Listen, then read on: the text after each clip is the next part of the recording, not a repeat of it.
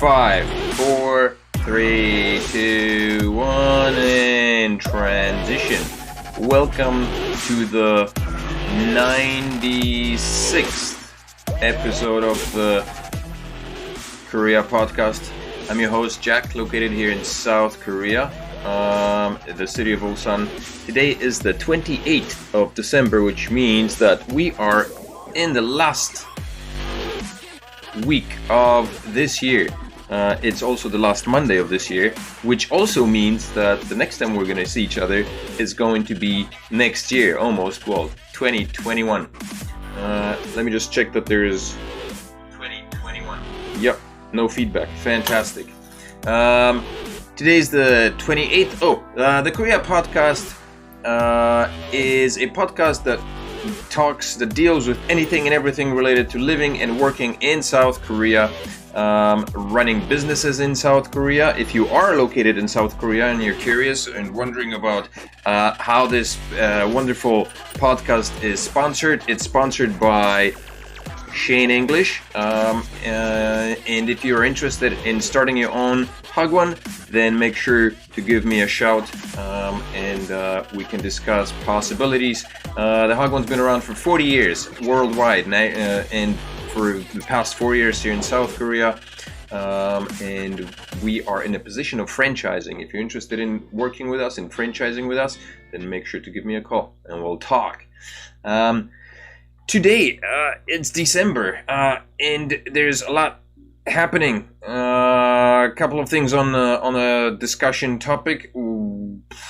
As always, there is COVID, because we can't get away from that. So there's going to be a quick little COVID review. We'll talk about some other things, business, scandals, and prospects. 30 minutes of insanity for the next 30 minutes. Hope you enjoy it. If you're new to the podcast, if you're new to the channel, then make sure to stick around and subscribe. It's just a click of a button. Make sure to like the video if you're a person who's visited the podcast many times before. Then also remember to like. It helps the channel, the whole algorithm thing. The more communication, the more interaction with the videos, the more interaction with the program, with the channel, the better it is. YouTube picks it up and spreads it out. So there you go. So that's how you can support the channel. All right. So today we're going to start with. I'm reporting like I'm at home again, because that's how things go. And I went home. Look at this. That's horrible. I need a haircut.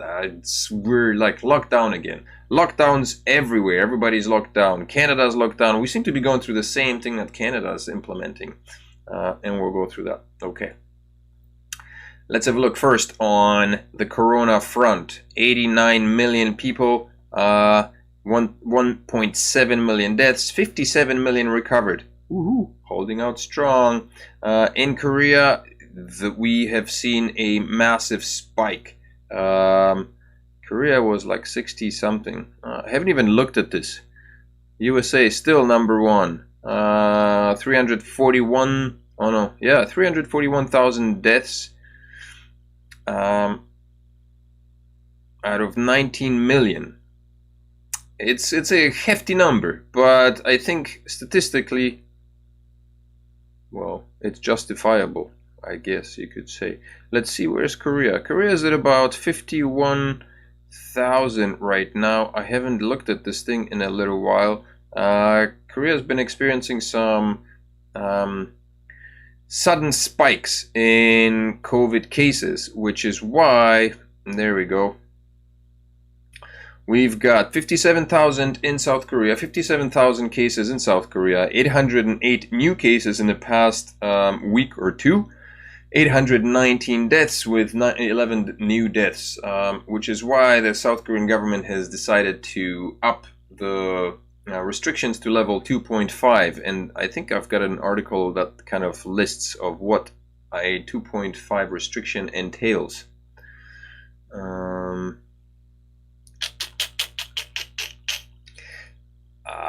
I don't know where it is, but we're gonna go along. So, Arirang, some stuff on Arirang. USFK to start administering COVID-19 vaccines to healthcare workers on Tuesday. Video, how do I get rid of that? Okay. The U.S. Forces Korea will begin administering COVID-19 vaccines to frontline healthcare workers, a USFK official told the American Forces Network on Sunday. That the inoculation will start at US bases in Onsan, Gunsan, and Pyeongtaek on Tuesday. The vaccination will be voluntary. This article is from the 28th, so it's today, so meaning Tuesday starting tomorrow. So the vaccinations on the US Forces Korea will be beginning tomorrow. So I guess they're using the military as the guinea pigs to test these vaccines. South Korea service members affiliated with the Korean augmentation to the US Army, better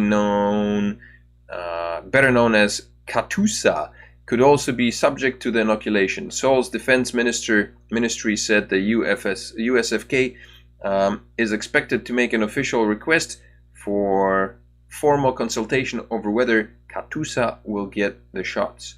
So the military personnel, US military personnel based in South Korea, will be serving as the experimental bunnies for the first vaccines here on Korean soil. Starting Tuesday, starting tomorrow. That's pretty darn diddly early. A couple of weeks ago, I mentioned that Korea, one of the podcasts was titled Korea Gets a Vaccine, and somebody made a snarky comment. What exactly do you mean by that? Insinuating that, it's not said and it's not actually happening. But it seems that it is actually happening. The particular podcast back then did not say that it was that it happened. I was talking about the fact that Korea was trying to negotiate or negotiating with vaccine manufacturers to begin production of vaccines here in South Korea. And this particular article does not state where these vaccines are coming from, but inoculation will begin this Tuesday. The next article, President Moon says that South Korea will start COVID-19 vaccine shots in February. Let's see, does this video work? Let's have a chitty chat. President Moon Jae-in has dismissed concerns of a delay in COVID-19 vaccinations, saying the country plans to start inoculation in February next year. The government says it has currently secured enough doses for 36 million people, while negotiations are underway to buy more. Kim Min-ji reports.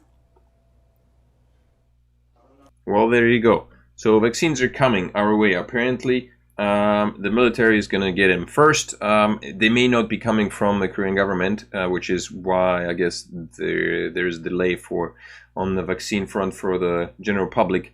If you are some of the people who are anxiously awaiting the vaccines, then fear not, they're coming apparently.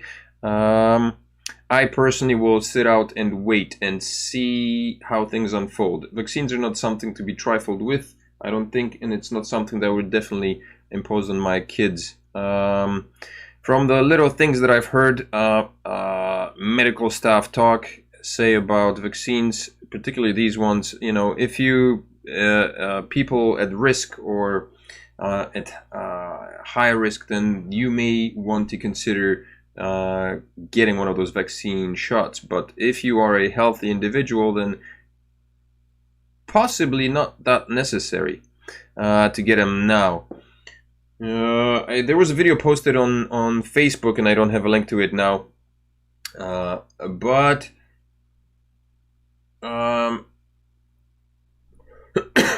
a link posted showed a registered nurse in the USA who was being administered a vaccine on national television, apparently being administered a vaccine from what is it, Pfizer? I don't know how to pronounce the company's name.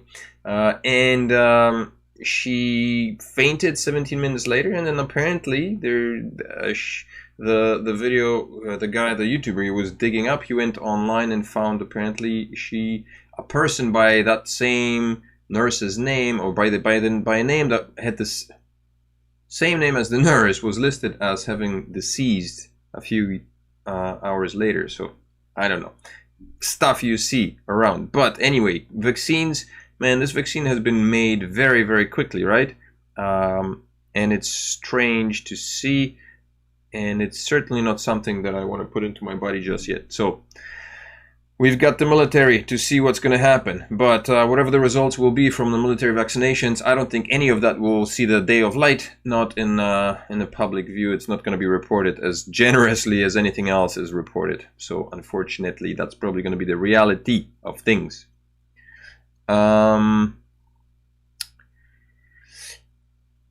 And there is another strain apparently of COVID that was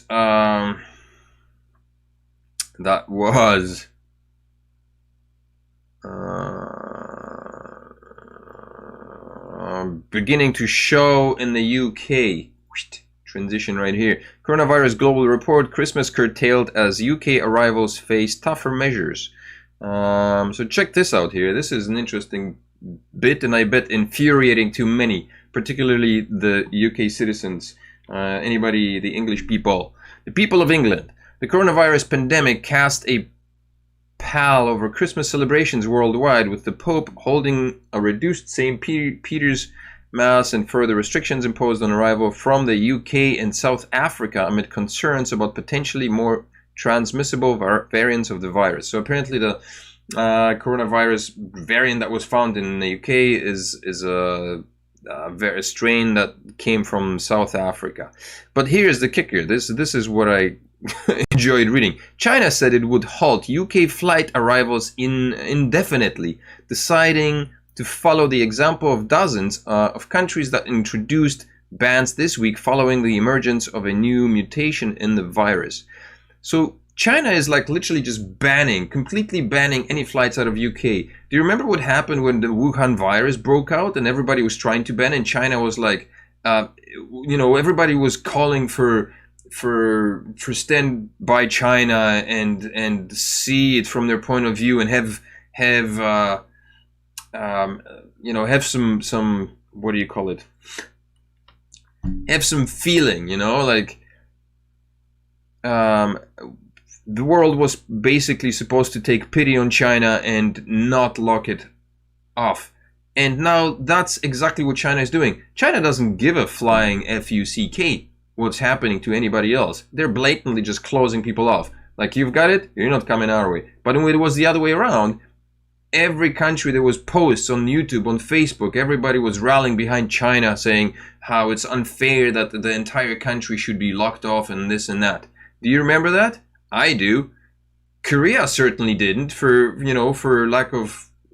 because of whatever, political relations and this and that, and economic relations and whatnot, right? Korea didn't block China from flying in. That's why we got into this mess to begin with. And so now some people are angry that Korea is still not locking flights from the UK, but Korea did, I think, or is going to, or is happening, or it has happened. The US Centers for Disease Control and Prevention on Thursday night issued a directive for arrivals from the UK to get a COVID tests before they fly and provide airlines with written evidence of the results. The order will be effective on Monday. There you go. So that's what's happening. This is an interesting one. Why a giant fictional penguin could be the cure for millennial burnout. I have no idea what that means. But I don't know if you're familiar with this creature, this critter.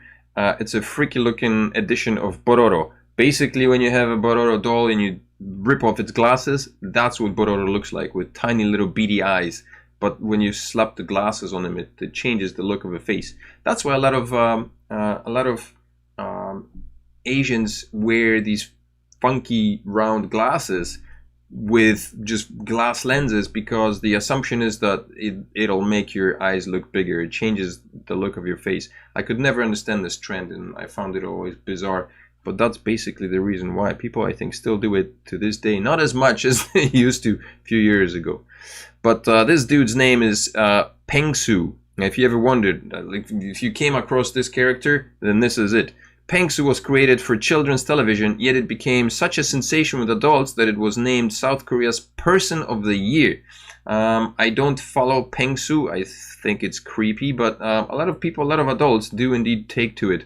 Apparently, it's very weird and strange to watch it. I had a discussion about this character with my students, and the character itself. It's basically, I think it started as a YouTube personality, some adult or some person. Nobody really knows what this person looks like. Dressed them, created this costume, slapped it on themselves, and started parading around the peninsula in one way or another. In this disguise, and a lot of people find its commentary, I guess, its content that it creates, intriguing or interesting. I'm not going to read the entire thing because it's by The Guardian and they want me to subscribe, and I don't subscribe to The Guardian, so I only get bits and pieces. Interestingly enough, I did get the entire article for this bit, Coronavirus Global Reports. I guess Pengsu is not as important as reports on coronavirus. Growing up in South Pole, Pengsu was to his penguin peers what Rudolph was to Santa's reindeers, an outcast shunned for being different. Bullies latched onto Pengsu's towering frame. At nearly 7 feet, Pengsu is almost twice the height of the average emperor penguin, and its large, unblinking eyes. Yeah, okay, so I guess the costume is larger than life. I don't know. One way to get attention. Yeah, it works. It works. Okay, so, but all is not doom and gloom on the Korean front. A few years ago, I had a discussion with a colleague, friend, acquaintance, kind of, who was leaving Korea on the account that basically in Ulsan. Ulsan is the hub for all industry, particularly the Hyundai industry, car industry, and the heavy Hyundai industry, which is the shipbuilding industry, and everything was tanking. Everything was going under. We were living. I feel like it's my town, my hometown. HHI Hyundai Heavy Industries was losing contracts. Basically, China was beginning to produce a lot more ships, a lot faster, at a lot lower expenses, and so many companies, or I guess many of the world ship consumers, moved their orders from Korea to China, and as a result, Korean shipbuilding dropped drastically. But what happened over the next few years, apparently, is from what I heard, was that a lot of the ships that were produced in China ended up breaking down in mid-sea, and the ships having had to be towed back to South Korea for reparations. And so, because of that, apparently a lot of the countries have decided to shift their shipbuilding needs back to South Korea, and so apparently South Korea is still leading global shipbuilding industry. Wait, this is just the intro. Where are we here? Oh yeah, okay. Is that it? Yeah. Let's have a look here. So, Clarkson Research reported on December 27th that South Korea shipbuilders are retaining the global top spot in terms of shipbuilding order volume for the third consecutive year. Man, all these commercials. This is a pain. Okay, so the text is like right here, squashed on the side. The order intake of Hyundai Heavy Industries Group, Daewoo Shipbuilding and Marine Engineering, and Samsung Heavy Industries since November 1st this year is 85 vessels, which is 11.3 billion, more than 70% of the global orders placed in that period. So that's pretty good. That's a massive order, and a lot of that is coming to Ulsan, because that's Ulsan is one of the other cities. I think it's Gojedo. Is one of the big shipbuildings, or Gojedo produces, I think, parts for the ships, and these parts are then shipped over to Ulsan. I may not be 100% accurate on that one, but from what I understand, I think Gojedo produces a lot of the parts, like the towers for the oil tankers and such, and then they're shipped over to Ulsan to be assembled on the ships that are being built in Bangojin. As of December 21st, the volume was 6.61 million CGT. Sorry, don't know what the acronym stands for. Those of their Chinese and Japanese counterparts were 7.73 million CGT and 1.38 million, respectively. The three shipbuilders increased their volume by at least 1.5 million. don't know, cubic gigatons. I have no idea what CGT, maybe. From December 22nd, 24th, when they signed contracts for 17 LNG carriers, and so on a Chinese shipbuilder's LNG carrier contract was 0. Chinese shipbuilder's LNG carrier contract was 0. So Chinese got 0 contract. Well, there you go. See, not too shabby for Korea. Pretty good. If you're interested in reading more about stuff, here this what is it, businesskorea.co.kr, written in English. Lots of information. Another article I posted just a little while ago, a couple of days ago on the Live in Korea page, or group rather, was about I think hydroelectric cars being produced here. I don't know. Good stuff happening in any case. Yeah.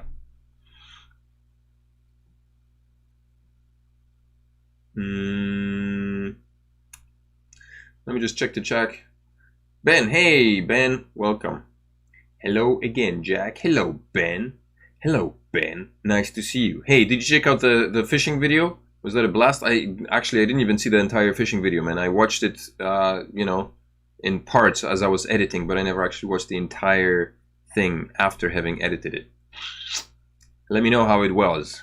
Good, decent, semi-decent. Yeah, it was epic. Nice, fantastic. Somebody posted on the Live in Korea group, somebody posted a link to, partially advertising, but it was interesting. Somebody posted a link to a fishing trip, or fishing down south in the further southern part of the peninsula, I guess, like around Gojedo, fishing for tuna. Now that would be cool. That's something to consider. We could check them out. Maybe not right now, but if you're interested, when it gets warmer, I have no idea when it is, when is a good time for tuna fishing. So that's something to look at. Maybe I can share that in the chat, and people can have a look at it and see if we can find out some more info. Maybe that's a good idea. Okay, so that's it. That's it for Corona. I didn't dig up the article on 2.5. So Korea has put up its okie dokie, here it is.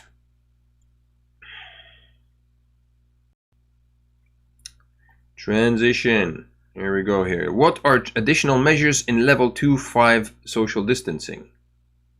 Arirang News. The number of daily COVID-19 infections in South Korea has remained below the 1,000 mark for the second straight day. But while maintaining the current level 2.5 social distancing measures in the greater Seoul area, health authorities have added some additional virus curbs aimed at preventing cluster infections and to ease the pressure on the nation's medical system. Chang Tae-yeon reports.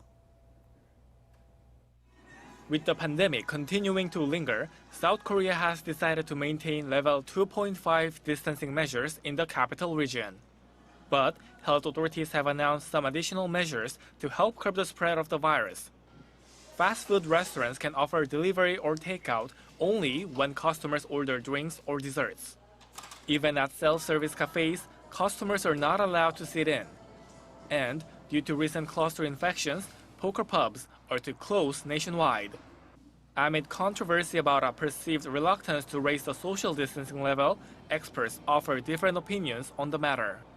An infectious disease expert says that the extension of the current level is not sufficient because, if the situation continues, it will be tougher for the medical system to keep up. Another viewpoint is that, as the capital area has already applied special virus prevention measures, some which are even stronger than the highest distancing level, the country should slowly be able to manage the number of daily infections. Meanwhile, Prime Minister Chung Se-kyun on Monday said that the hospital bed shortage issue is improving.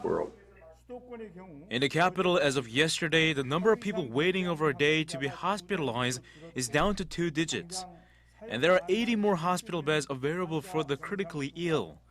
The government will try to secure more beds and medical staff until the situation stabilizes. The country's health authorities say the number of new daily cases has been on a downward trend since the 25th, but the situation still needs to be monitored carefully. Chang Tae-yeon, Arirang News. There you go. And some of the weirder things that were implemented now is people can't meet in places of more than 5 people at a time, which is interesting because this is what was done in Canada. I talked to my mom 2 days prior to this taking effect in South Korea. Man, I need some water, and I don't have anything. Damn. And literally 2 days later, same thing happened in South Korea. Same thing has been applied in Germany as well. I talked with friends in Germany, and the exact same thing has been implemented in Germany, and I assume parts of Europe as well. So yeah. Okay, enough of COVID. Ben says, I have good luck catching fish, so sounds good. Yeah. I think the second time around, because the first time, man, I looked just like you. Nothing in my bucket. Second time, I got a lot luckier. Possibly because Eli fought for the front end of the ship. Okay, moving on to scandals, because everybody loves a good scandal. Singer Hong Jin-young's, don't know who she is, but apparently degree to be revoked over dissertation plagiarism. Oh my god, like plagiarism is such a new thing in Korea, yeah? But I guess coming from celebrities, this is what's happening. I wonder if this is not something to take attention away from another piece of news that came to my attention, which is that a professor in the legal department of Seoul National University was implemented in forging documents that will allow his daughter to enter the Seoul National University. His wife also works at a smaller university. She's also a professor, and basically she's the one who created these forged documents. So in order to access, I guess, to enter prestigious universities, the Sky University, students in Korea need to provide documentation showing that they have contributed to the better good of society, volunteering hours and such. And the mother forged some of these documents, and apparently she is facing jail time at the moment. And the father, the professor of law at Seoul National University, is still waiting trial or is waiting for things to happen. So sucks for them. But heck, I mean, these people are clearly taking advantage of a system that obviously benefits, the wealthy. Like, these guys are in place, and it's very easy for them to do such things, to forge things, while honest students are maybe busting their butts and working hard, and they don't, they might get slighted because of things like that. So this young lady, trot singer Hong Jin-young, will have 2 of her degrees, a master's and a PhD. Oh shit. Alright. Revoked by Chosun University for plagiarizing her dissertation paper 11 years ago. Alright. Is it unusual for PhD graduates to become singers? I have no idea. The institution in Gwangju concluded its investigation into the singer's plagiarism case Wednesday, saying Hong Ji-yeon's master's dissertation paper has been found to be plagiarized. The private school said it will initiate an administrative protocol to revoke her degrees. We will do our best to strictly reinforce academic integrity policy, including plagiarism and research ethics, the school said. Local newspaper with blah blah blah reported that Hong's dissertation, study on the cultural content industry through Hallyu, scored a 74% plagiarism rate. Wow. I assume it's out of 100 on the checking service Copy Killer. She received her master's in international trade with the paper in 2009 and earned PhD from the school in 2012. Wow, 3 years to do a PhD? Speedy. Talented girl. Hong said she would willingly give up both of her degrees to quell public anger, saying, no matter how I explain, it will only sound like an excuse, which it will, which is very frustrating and devastating. Absolutely. Despite the singer's denial, the university launched an investigation. When the preliminary conclusion came in against Hong on December 15, the singer shared a handwritten letter admitting the wrongdoing. It's not always the case. Like, no, I didn't. Okay, you did. I kept justifying it to myself, saying the professor said it was fine. It's not like I'm going to give lectures with this degree, so why even bother getting the degree? She added, she said, adding she was afraid she will lose her music career. I was too busy making excuses when I should have been apologizing and reflecting on what I've done. I feel terribly sorry to those working days and nights on master's and doctoral dissertation papers. I admit to everything and deeply apologize. You should be, damn it. It took me a long time to write those 65 papers of my dissertation, man. Over 6 months of work, not to mention all the 4 years or so of reading and stuff that led up to the final dissertation. Jeez Louise. Okay, yeah, that's it. That's the last bit of news. We're gonna conclude with that. My ugly duckling have removed all her senses from episode filmed November. Yeah, so she's her career went up and then crashed. I have no idea who this person is.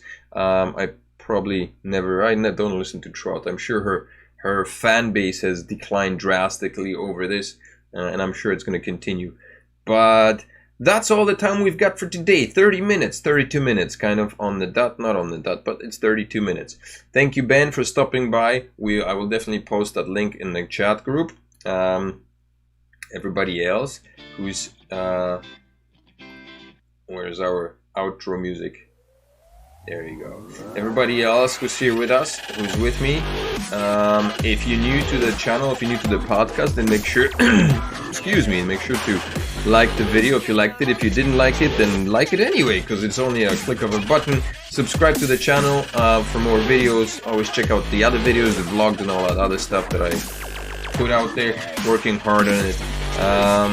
And leave me any comments if you have any questions, suggestions, or comments in the section below. Then just leave them there, and we will see you next year in 2021.